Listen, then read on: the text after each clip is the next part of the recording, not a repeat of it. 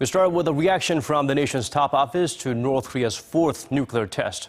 President Park Geun spoke with U.S. President Barack Obama and Japanese Prime Minister Shinzo Abe on the phone on Thursday. The leaders agreed to work together toward comprehensive UN sanctions against North Korea and also seek closer ties with participating nations of the six-party denuclearization talks. Song Ji-sun has our top story. President Park Geun spoke with U.S. President Barack Obama on the phone to discuss their response to the regional threat coming from Pyongyang. During their 20-minute conversation Thursday morning, President Obama reiterated that North Korea's nuclear tests pose a threat to regional security and stressed that the U.S. will do everything necessary to ensure the security of its allies, including South Korea.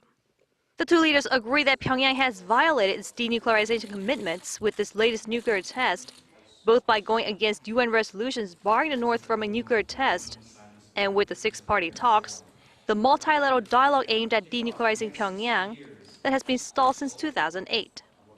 President Obama said Washington will seek the strongest and most comprehensive sanctions against Pyongyang at the UN, and said the U.S. would work closely with South Korea to that end. President Park and Obama also renewed their commitment to address the North Korean nuclear issue with the utmost urgency, as they had at their summit in October.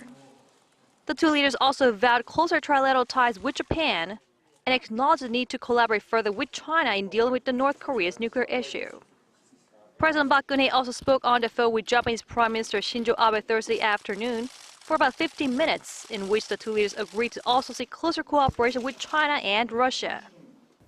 The leaders of South Korea, the U.S., and Japan also noted that Seoul and Tokyo's recent settlement of Japan's wartime sexual slavery issue, in the long run, will strengthen the allies' joint efforts to counter North Korea's nuclear threats. Song Ji-sun, Arirang News.